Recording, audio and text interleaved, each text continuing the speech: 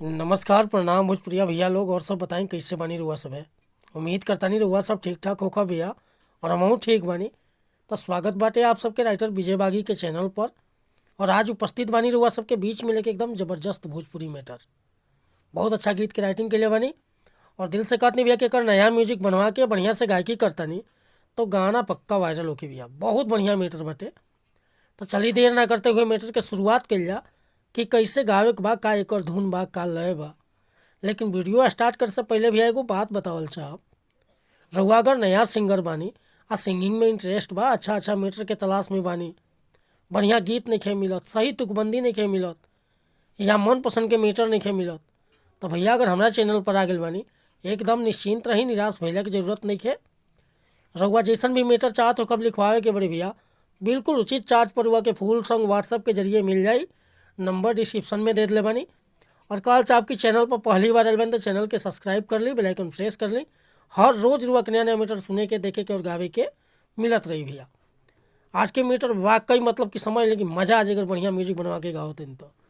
देखिए मुखड़ा कैसे गाओ के बटे कि थाना में हम के बावे फंसावत डाली के केस छिहत्तरा में।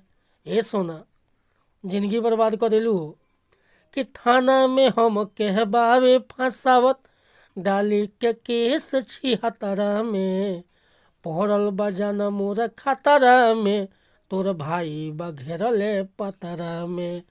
पहरल बजाना मोर खतरा में तोहर भाई बघेरले पतरा में।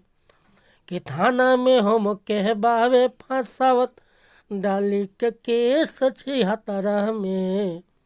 अरे थाना में हम के बावे फंसावत डाली के केस छिहत्तरा में। पहरल बजाना मोर खतरा में तोहर भाई बघेरले पतरा में। पहरल बजाना मोर खतरा में तोहर भाई बघेरले पतरा में। तब भैया ये मुखड़ा लेकर हुआ सबके बीच में उपस्थित रहनी है। अगर ये मुखड़ा पसंद बा, फूल गीत लिखवाओ के चाहता नहीं तो बेहिचक हमारा व्हाट्सअप नंबर पर संपर्क कर सकीले। व्हाट्सअप के नंबर बा 8874473128। कोनो प्रकार के मीटर लिखवावे खतरा चाहे नया म्यूजिक बनवावे खतरा बेहिचक रुआ कॉल या व्हाट्सअप कर सकता नहीं। वीडियो पसंद आई तो एगो लाइक करब, कमेंट करब। आ चैनल पर पहली बार आए लोग तो चैनल के सब्सक्राइब कर ली। मिला तानी फिर से अगला वीडियो में कुछ नया गाने के साथ। तब तक अनुमति चाहता नहीं। नमस्कार प्रणाम धन्यवाद भैया। जय हिंद, जय भारत, जय भोजपुरी समाज।